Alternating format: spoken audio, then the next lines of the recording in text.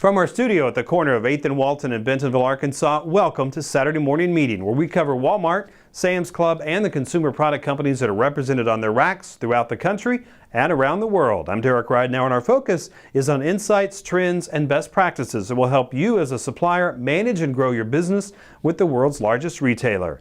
On the show today, the first of our two-part series with two senior directors in merchandising from Walmart on how you can better do business with Walmart. Also, we're going to be talking with last year's Get on the Shelf winner, Humankind Water President and founder TJ Foltz. He's going to talk about the lessons learned from the competition, and you'll find out how they're doing today. But first, your headlines. Publix has gone on the offensive against Walmart by lowering its prices on some groceries, Forbes reports. Like many other retailers, Publix has now decided it's better to come close to Walmart's pricing on roughly 500 essential items and make it up on items that matter less. Publix, seldom considered a low-price leader, also has joined with others in disputing Walmart's savings. This in response to Walmart's cost comparison ad campaign that began in 2012. Walmart has suspended the sale of Craze, a pre-workout powder. It removed this popular sports supplement from its website after a USA Today investigation showed that the product's maker, Matt Cahill, has a history of putting risky supplements on the market.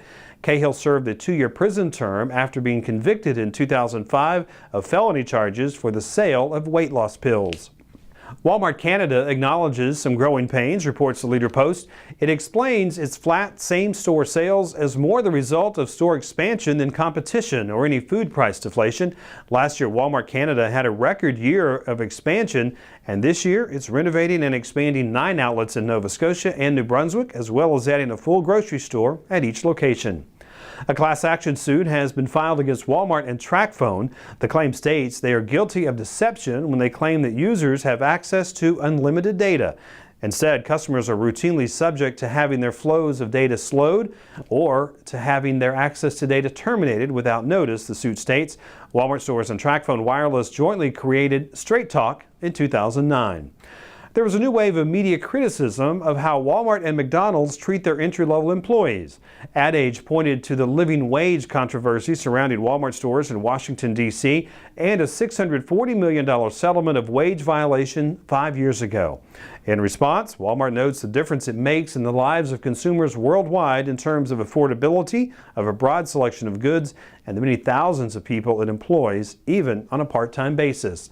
And more about the living wage controversy, the Chicago alderman who once opposed construction of a Walmart in his ward has reversed his opinion and now supports its construction, Bloomberg reports. In 2006, Alderman Anthony Beal voted to force big retailers to pay $10 an hour and benefits. The living wage measure was vetoed by then-Mayor Richard Daley, opening Chicago's doors to Walmart. This week, Beal said he will celebrate when a Walmart Supercenter opens in his Southside neighborhood, bringing 400 jobs and an $8.75 an hour starting wage. Walmart has just opened its 9th store in Chicago, where it now employs about 2,000 people. The Times of India reports that the Walmart Mexico bribery scandal of 2012 triggered the current anti-corruption investigations in India. As a result of that scandal, back in the United States, Walmart is facing several probes and shareholder suits related to allegations of corrupt business practices in Mexico. The main probe is under the Foreign Corrupt Practices Act, which prohibits American companies and their foreign subsidiaries from bribing officials. Its 2 key provisions are enforced by the Department of Justice and the Securities and Exchange Commission. In November 2012, Walmart said that it was extending its internal bribery probe to India, China, and Brazil, among other nations. But this week, Walmart did not respond to specific questions on the linkage between the potential Mexico fallout and its actions in India.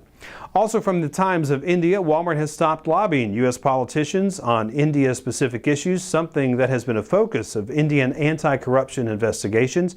It could not be ascertained whether Walmart has permanently stopped lobbying on India-related issues, or is it only a temporary halt? When we come back, we're going to sit down with 2 senior directors from merchandising at Walmart, and we're going to hear from TJ Foltz. He is the founder and president of Humankind Water, also the winner of last year's Get on the Shelf program. If you're thinking of entering that contest, you want to hear what he has to say, he is straight ahead. Today's show has been sponsored in part by 8th and Walton, the premier destination for Walmart supplier education. Since 2006, 8th and Walton's By Suppliers for Suppliers approach to education and services has helped thousands of supplier teams grow their business with Walmart. Visit 8thandwalton.com to learn more. And welcome back. We are joined now by the winner of last year's Get on the Shelf contest, TJ Foltz, also the founder and CEO of Humankind Water. Great story in the product, and I want to know more about how you went from a concept to getting on the shelf, and I know some of the challenges you have now with staying on the shelf. But let's start with, first of all, let's talk about what Humankind is and kind of where that whole the genesis for that idea began. Humankind Water is a bottled spring water. We give 100% of the net profits to fund wells and filtration systems in parts of the world where kids are literally dying for lack of clean drinking water. We started the entire enterprise to do something about it, and as soon as we heard about the Get on the Shelf contest, we knew that that was for us. Now, one thing is, as we've talked, your background is not anything to do with retail at all. No, let's talk about how you started. I'm a youth pastor by trade. I've traveled extensively to the third world. I've seen kids drinking water that you or I would only qualify as sewage. It's terrible, it's disgusting, and it doesn't need to happen. And it broke my heart. And that's kind of the genesis of Humankind Water. And so, as a result of winning the contest, we've been able to do wells and filters in many, many parts of the world. It's been very exciting. So what are some of the challenges you had as you got the idea and said, hey, it's a great product, let's go pursue this Get on the Shelf program? Because it started, Walmart now has season 2 that they've started, and so they're going to be a whole new assortment of various suppliers and entrepreneurs that are going to be starting. You know who that makes us? We're Kelly Clarkson. We are the first winner ever of Get on the Shelf. So no pressure there. So no pressure there whatsoever. But as you look back now at how much you've had a chance to accomplish and all the stuff that you went through to originally get on the shelf, and now obviously the obstacles of staying on the shelf. But let's talk about if you were doing this again, and if you're talking to those entrepreneurs who are getting up or getting ready and gearing up for season 2, what advice would you give to them? Well, the first piece of advice I would give to any of them is how incredibly worthwhile it was. And I've even talked to folks that didn't win, and just the exposure that they got as kind of young upstart companies, as entrepreneurs. You get a ton of exposure even if you don't win the thing. Obviously, we're in it to win it. We basically tabled our entire marketing plan in order to win Get on the Shelf. That's how small we were, and that's how big we knew we could become. And it's the most worthwhile thing that we've ever done by far. I mean, we fast forwarded where we wanted to be as a company, as an organization by 5 years as a result of winning the contest, for sure. And one of the things we talked about is you were really surprised at how key marketing is, and it's not necessarily this huge marketing plan because you don't have a lot of time to tell your story. Right. And so I thought that was very interesting as we talked through that. Let's talk about that again. What you Our learned. story, I consider our story to be very compelling. We give away 100% of the net profits to help these people. You literally buy this product and you could help save a life. I would think that would earn you 60 seconds of somebody's time and attention. And in short attention span theater, which is America today, you don't have that. And so the members of my team, Drew and Andy and Debbie and Brad, were constantly coming back to me and saying, you need to say it shorter. You need to tell the story in a fashion that's more pithy, that's more direct to the point. I said, I just told the story in 30 seconds. And they said, find a way to tell it in 15. And we said, we found a way to tell it in 15. Find a way to say it in 7. And I mean, at some point it just becomes ludicrous, but what we wound up doing was telling enough of the story in a compelling way in the first 7 seconds to earn the right to be heard for another 30 or 45 or a minute, etc. And that became a real key to winning, I think. And I think that can be difficult for some marketing people to understand. I guess some are going to get it, but for some marketing people, I mean, you see these elaborate marketing plans and this very long press release. Yeah. It doesn't work. You love your product more than anybody else in the world does. I love Humankind Water more than anybody else loves it. And there are people out there that really love it, but even the folks who are very sympathetic to the cause and really want to help us, They are busy. And it's one thing when you're face to face with an individual, it's another thing when they have the anonymity of being separate and watching on video or on Facebook or whatever. When they're in their cubicle, at their work or at home or whatever, you have just a very, very short window of people's attention, even if they're very generous in giving of their time. So what led you to get on the shelf? I mean, at what point were you sitting in your office, sitting in your home, saying, hey, this is something I think we need to go pursue? Well, we had only existed, the bottle had only come off the conveyor belt for the first time 2 months beforehand. So this is a bunch of former youth pastors sitting around trying to make a difference in the world's water crisis. We had a 5-year plan to get into mom and pop shops, to get into regional grocery stores, and maybe if everything goes right in 5 years, get a sit down with the buyer in Bentonville, Arkansas. And lo and behold, 8 months later, we're in Walmart. And the reason is because of the contest. We went nuts on this contest. We had a dozen people who were involved in some level, and 5 of us who were really going nuts on 3 and 4 hours of sleep a night, and monitoring the situation and pulling out every stop that we could think to pull out. And that's what did it. I would say 3 things, Derek. I would say the first thing is, don't even bother trying if you're not passionate about your own product. Because if you're not passionate about it, how in the heck is somebody else? You have to be completely convinced that there's a difference that separates you from the other widgets and gadgets that are competing with you. The second thing is, you have to tell your story in an extremely pithy fashion. Get to the point. Even the most polite people are very busy. Say what you need to say quickly. And the third thing is, help people help you. I saw others that were competing against us in the contest that probably could have won if they had done a couple little simple things that made it easier for people to follow them and take the next step. What my team was really good at doing was putting on our website, putting the place to click and vote right there, front and center. You had to trip over it. Seeing our video right front and center. Don't scroll down. Don't move to the right. You don't have to go to any other site. It's going to be right there in front of you. And all of those things helped us immensely. Last week I had a chance to talk with Andy Shook from the Harvest Group, and one of the things that we were talking about as we were talking about get on the shelf is that get on the shelf is the first step. Staying on the shelf is really the big step. And you and I were talking earlier, you're actually staying on the shelf, right, and they've kind of continued you on, and they're continuing to order your product, and right, you're safe for at least another year. That's right. Yeah, and it's the sort of naysayers that were out there looking at this tiny little organization called Humankind Water said, between the 2 miracles of you winning a contest with 4,300 products and you getting re-upped at Walmart, the bigger miracle by far will be you getting re-upped at Walmart, and now that has happened as well, which is so exciting and gratifying. Yeah, you've never arrived, and you're constantly having to tweak and retool and find new people to tell the story and remind people that you've already told the story. So it's an ongoing process, and it's a learning curve for us too. You have to understand, we went from A to Z, and now we're backtracking and learning the rest of the alphabet. We went from selling bottled water out of the back of my 1996 Jeep with rust to the biggest retail monolith on the planet overnight. It's been quite a learning curve for us. So what's next? And how's your business been? Obviously, it's been good because Walmart re-upped you, but it's great.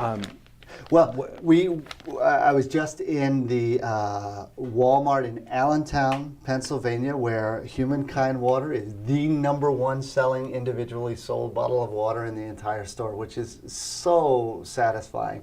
We're getting our information by a lot of the same channels that the other folks watching this do, but a lot of it is anecdotal information as well. We're learning that the people who switch from whatever product they were previously buying to Humankind Water don't switch back, and that's because our product boasts of having a significant difference. That other product is not going to save anybody's life, and this one very well might, and it'll cost you $1. Most people have $1 to try and save a person's life. So the whole premise of Humankind Water is you give 100% of the profits to charity to do filtered water and get systems. How much have you given back?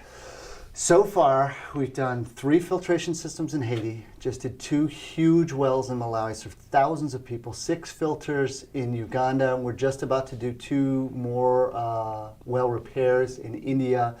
All told, we've done 11 so far, and we're coming up on 13. It's amazing how inexpensive it is to provide people clean drinking water. And the whole thing about it, what I say over and over again is, it is the lowest hanging fruit on philanthropy's tree. There are other very, very deserving charities and philanthropies out there. There's none that cost less and take less effort and are more important in our basic makeup than water. And so part of our telling the story about the product is educating the public on the extent of the crisis. It's the #1 killer of children every single day, so that goes along with our story. And one thing I want to make sure that we bring up, as we were talking earlier, you're not giving away profits up to a certain point. You're giving away all net profits. 100% of the net profits of Humankind Water go to the cause. In fact, I don't even get a salary. I'm supported by churches and individuals who are stupid enough to believe that this crazy dream just might work.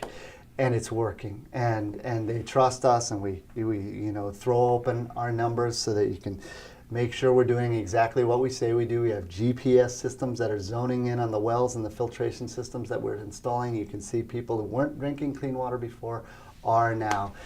So, and all of that is a critical piece. But you know what? Most of the folks that are going to get on the shelf are not going to have that kind of a component to their product. But even if they don't, just the ability to tell how good their product is, tell it well, tell it in a fashion that's pithy, and let people know how to help you easily is such a key. So what's next for you? We're still not nationwide.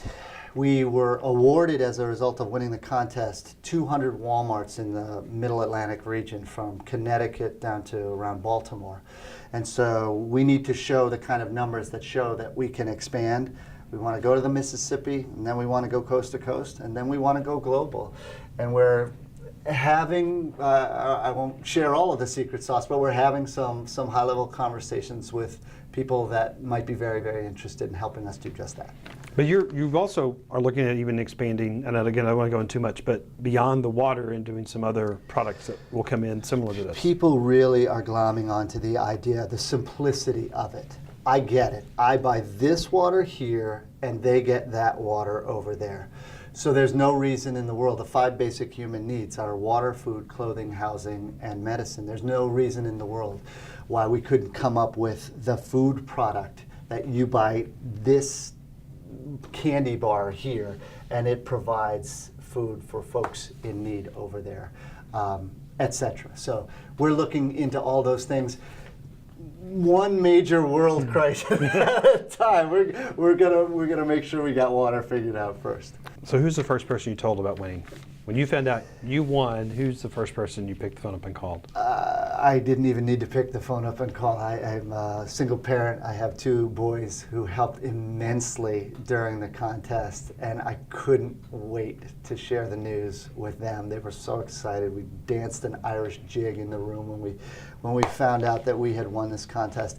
I called every member of the team immediately. Actually, when it was revealed to us, we kind of had to stay hush-hush about it. I had to keep it to myself. They made me promise, and I kept the promise. But as soon as I had the right to tell anyone, I told everyone. And we had been doing Facebook updates and website updates for the folks who were voting for us, and it was really, really satisfying to say, folks, we won, and we won because you voted for us. Thank you so much. Now, thank you so much. Are you surprised by who the consumer is? Because we talked about that earlier, and who is really the one who's kind of buying your water. Yeah, I think the #1 demographic is a mom who has kids, the age of the kids we're primarily trying to help, and she can't imagine for the life of her kid having to drink that murky, muddy, filthy, nasty water. And she will gladly pay $1 for this bottle of water to make sure one kid's not going to have to drink that for a year. But we also have young people that have taken to this, and I think the reason the young people are following it are because this is some way that you can help. you're 12 years old, you can't fly to Africa and be Mother Teresa right now, but you can buy a bottle of water for $1 at Walmart. And to be clear too, this is not $1 more, this is $1. It's $1 for the bottle. Okay. And from that net proceeds, we have enough to provide clean drinking water for one person for a year. That's how cost effective and how sustainable it is. You know what, there's one other group that has taken to this, and it's the third biggest, but it's men's groups. But their thing is not, I mean, they care about children not drinking this water as well, but they've taken to us with some sort of vicarious pleasure that the little guy, David, is taking on Goliath, these massive bottled water companies that are all household names and all so well known and nationwide.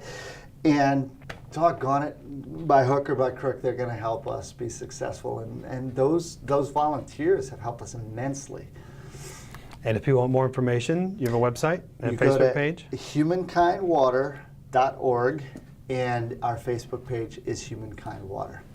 And then final thoughts, real quick. As Walmart launches the second season of Get on the Shelf, any parting words for those competitors who are out there? We've talked a little bit about what the lessons you've learned, but if you had a chance to sit down and talk with, let's say, the top 5 winners or prospective winners, what are you going to tell them? Not just how do you win, but what do you need to be prepared for that first year and beyond that you've learned?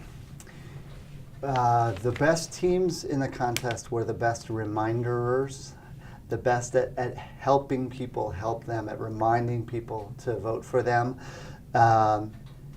I was surprised by how often we had to tweak what we were doing. Let's get off of Twitter and more onto Facebook. Let's forget the email blast and let's do phone blast. Let's do more with text messaging and less with this. The one thing my team was really good at is getting off of what didn't work quickly and maximizing at what was working right then.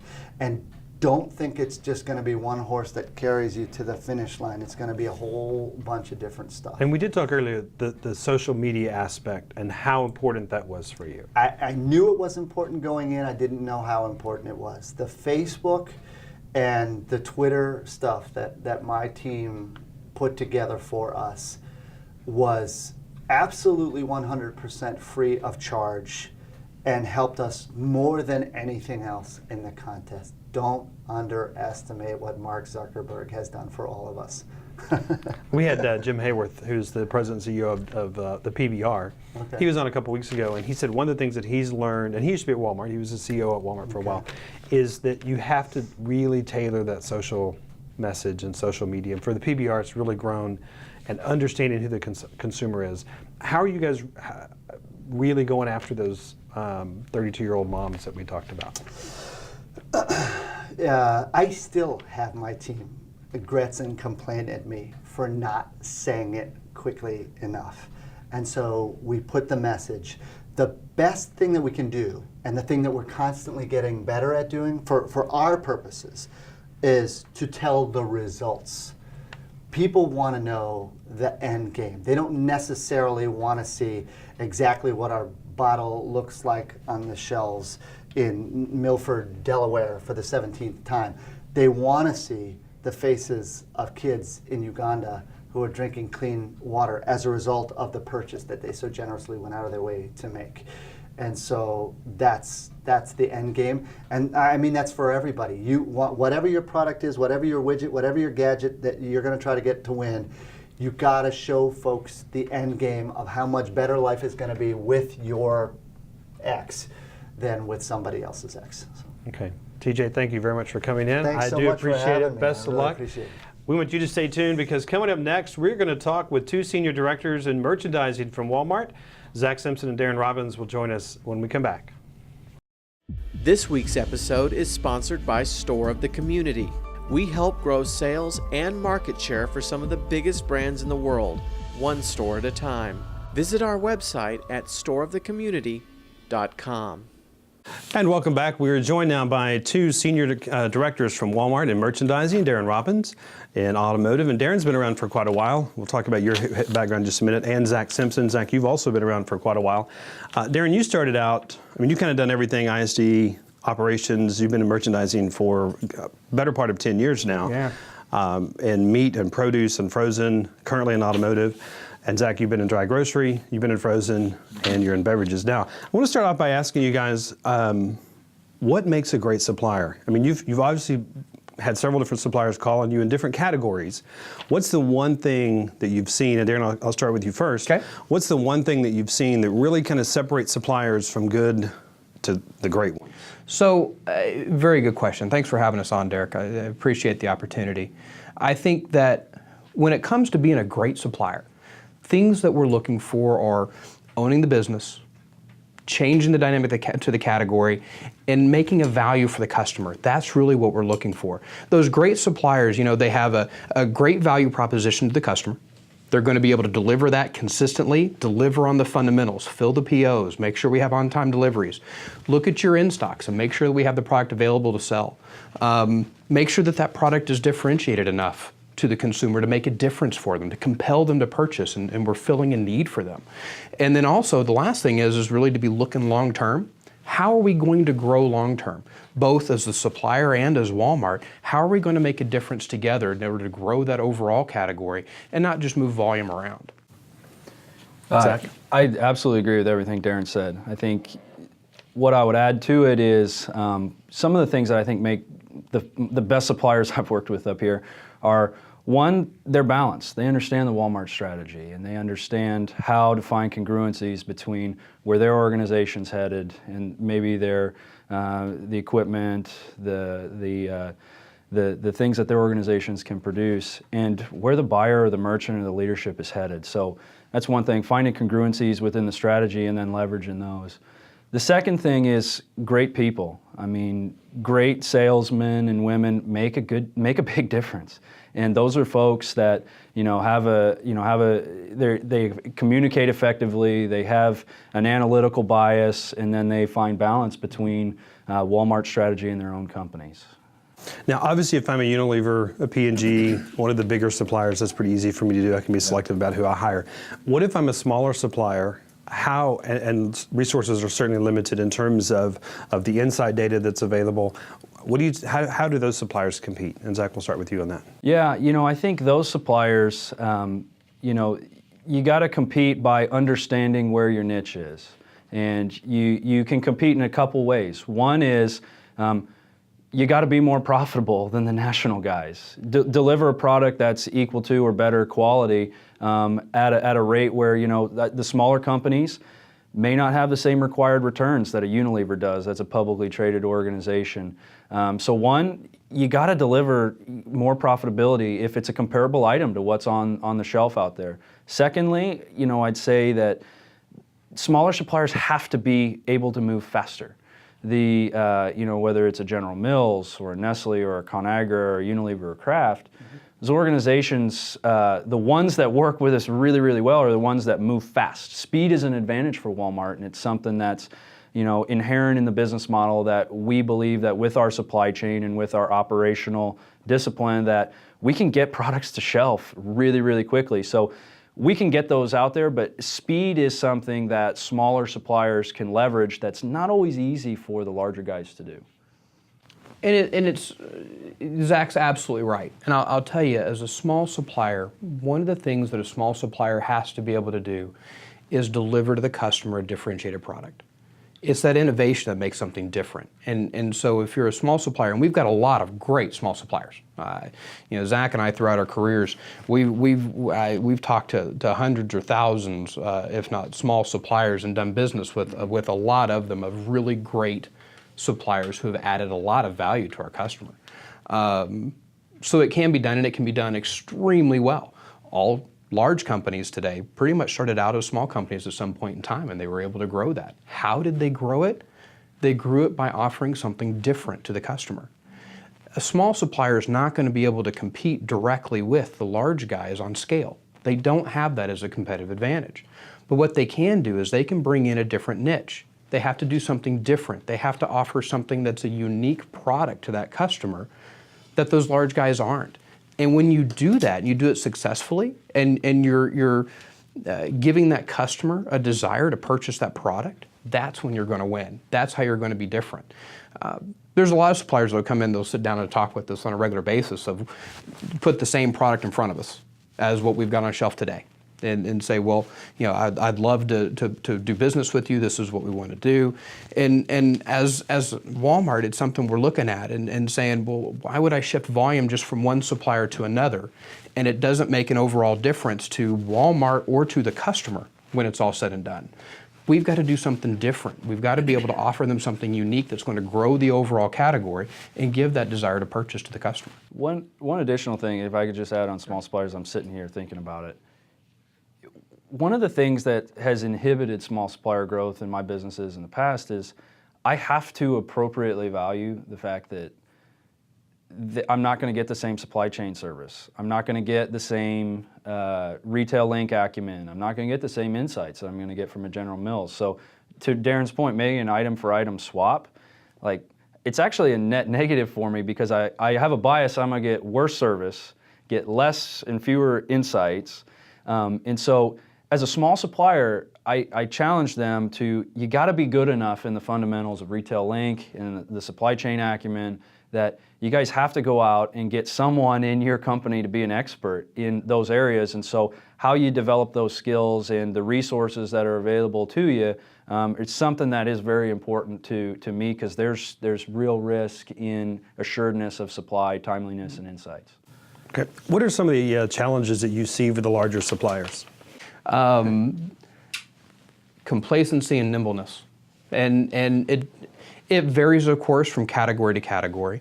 When you get into really large corporations, there's going to be different categories with different levels of importance within those organizations. The amount of spend that they put to it for innovation and marketing and getting behind it.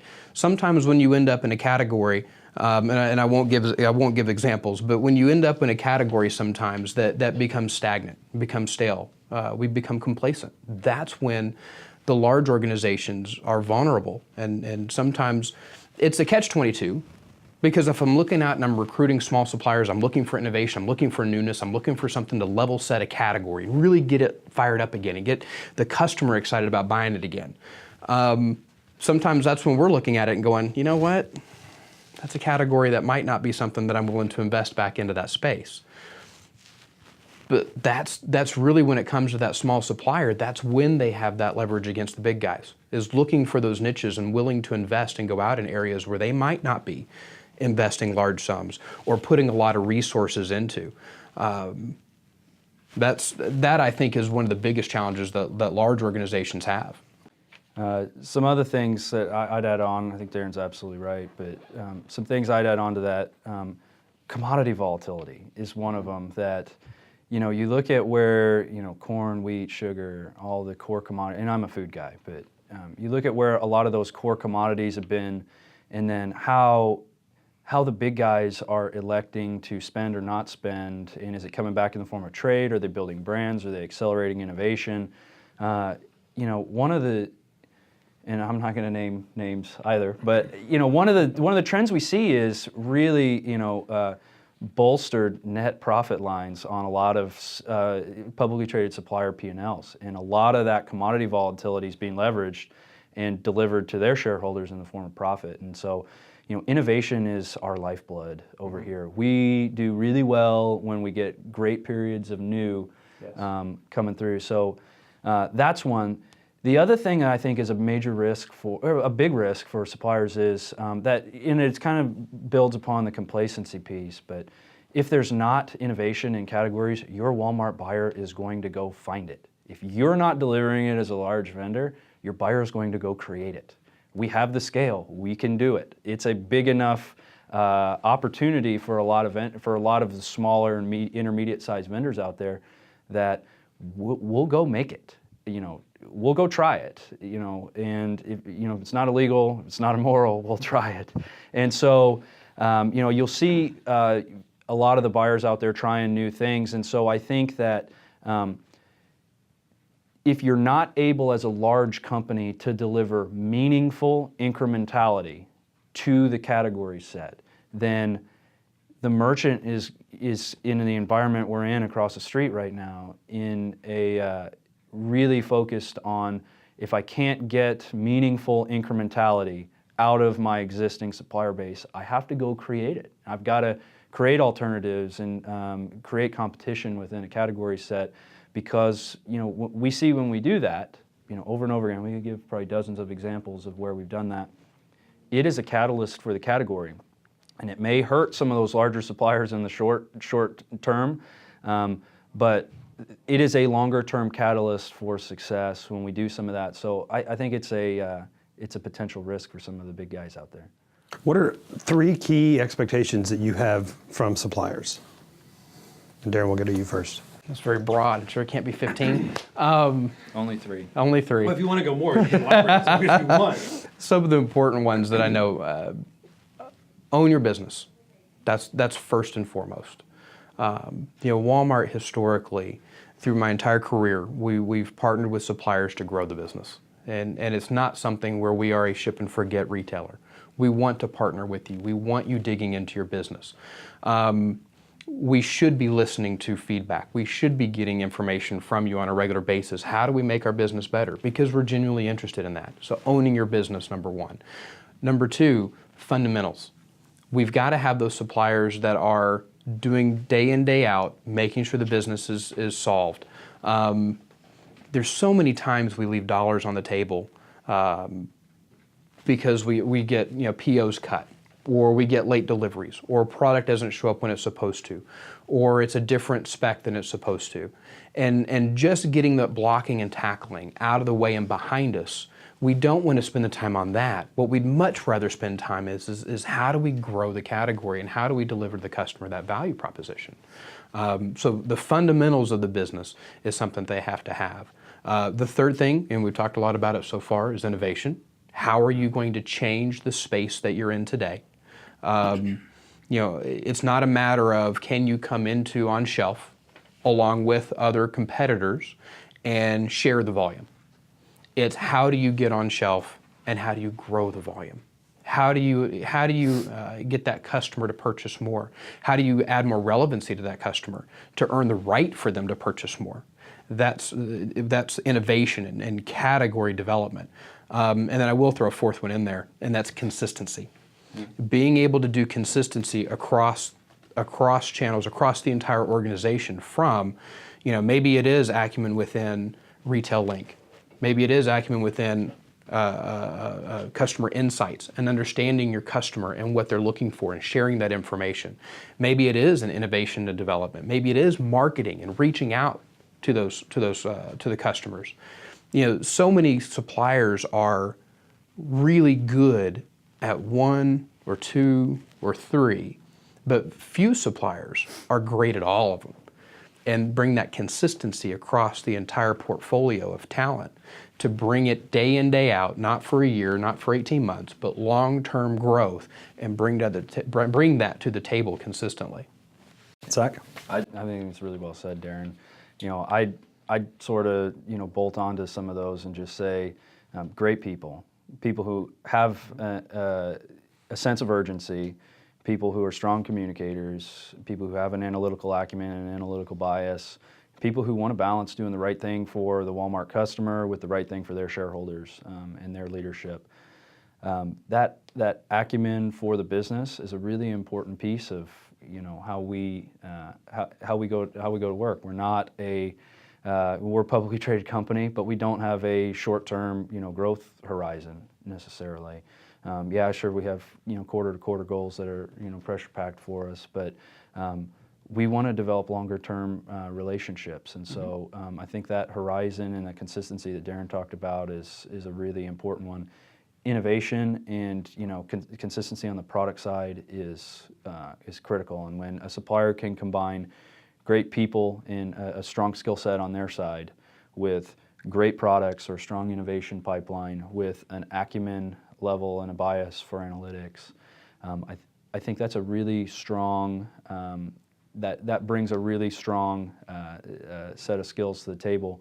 And then I'll go back to something I alluded to earlier, which is the best account managers I've ever worked with, and the people who got more for their companies were the ones who helped us to balance, and they found balance within their organization of here are my company's priorities, help me understand your priorities, where do we have congruency, and the girls and the guys in the account lead positions who have come to us and said, hey, I need you to ask this question in this meeting, because the hardest part of my job is getting stuff done internally at my company.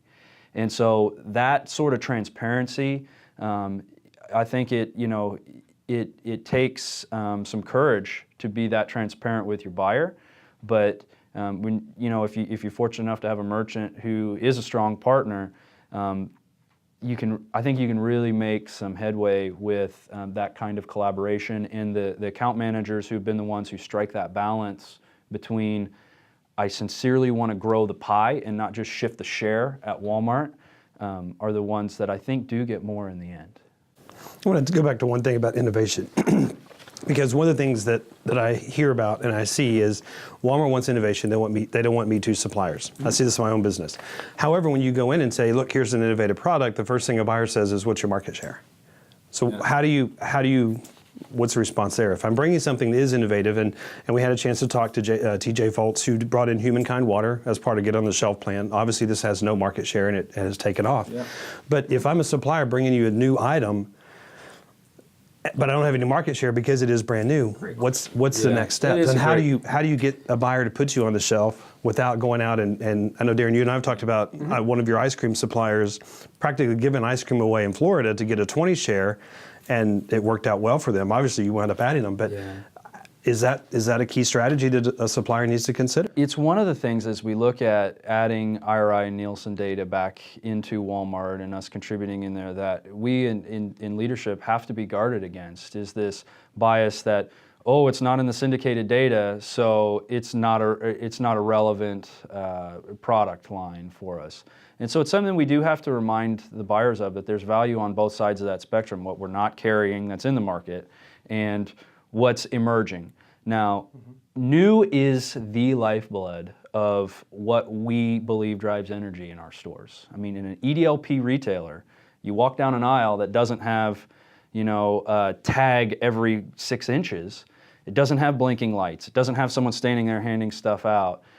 There's no navigational directional signage. We want to try to clean the store up, and we want it to be something that at times can get sterile, a little surgical sterile on aisle. And so for us to generate excitement, we need big, meaningful features, and we need new. And new is something that we can drive really quickly through the organization.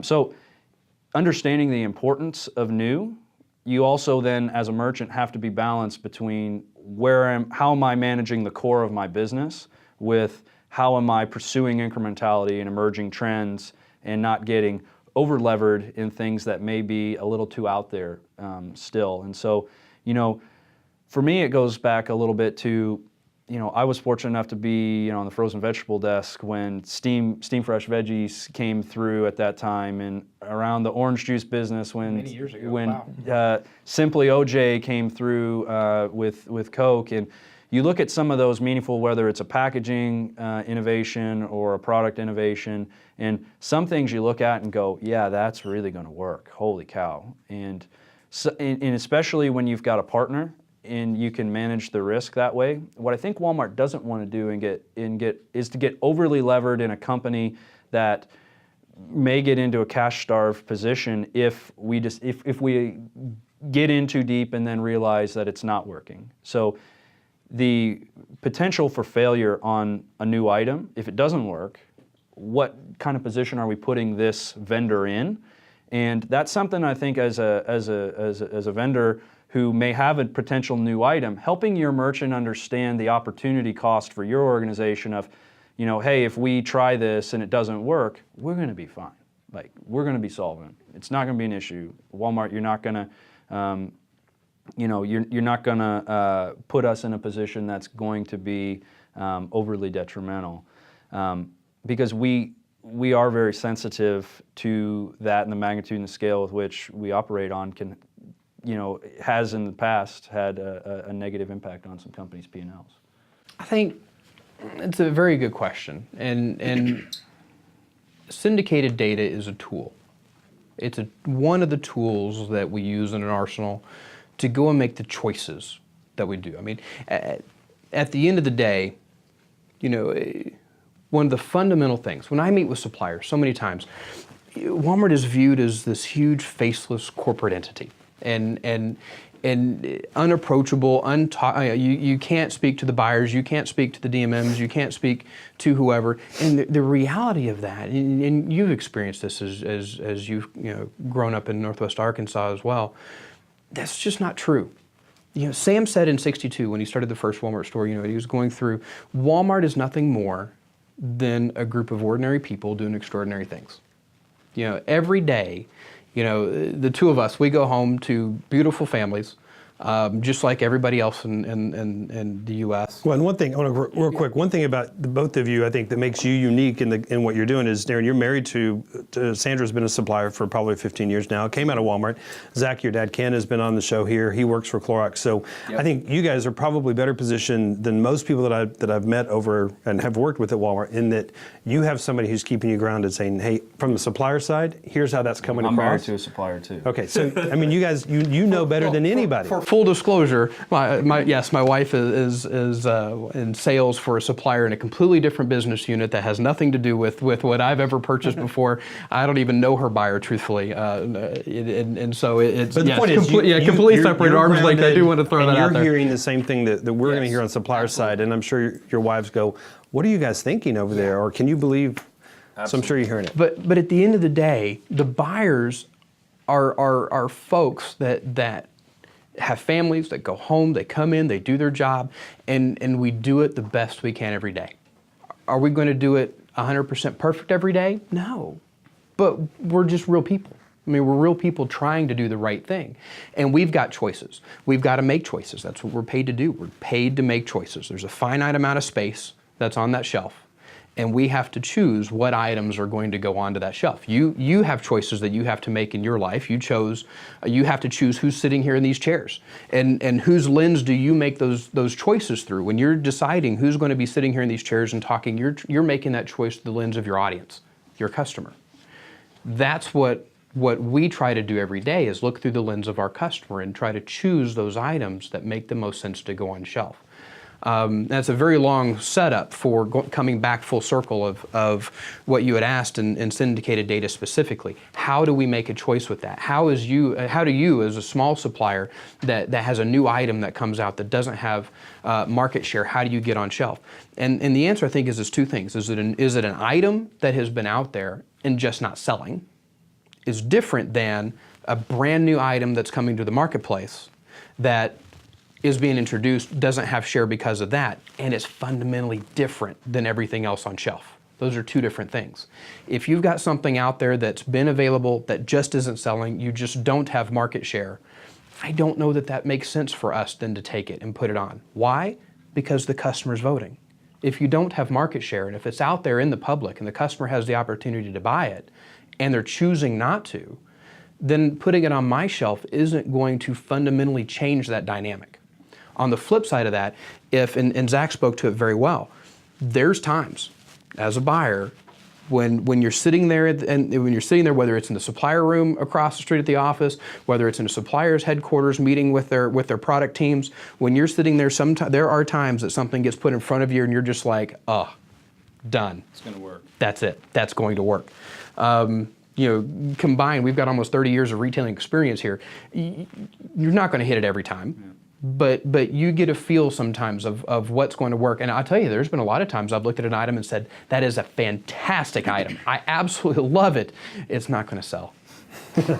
I mean, those are the ones that are the toughest of going, it's going to get lost. It's never going to be seen. It's just going to fall within the mix. I absolutely love it. And if it was there, I would go buy it, but I know that I would be the only one that would buy it.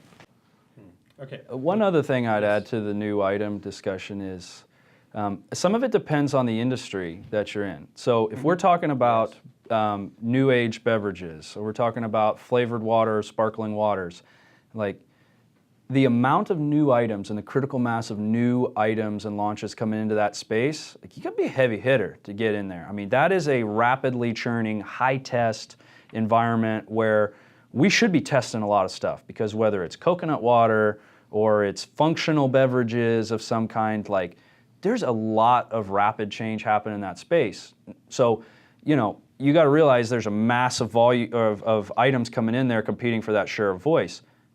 Marshmallows, 3 years ago, it wasn't that way. And that's where you look at, there was a vendor that came in with a new innovative item that was a catalyst for a lot of change and a lot of precipitous new product types, forms, flavors, pack sizes, etc.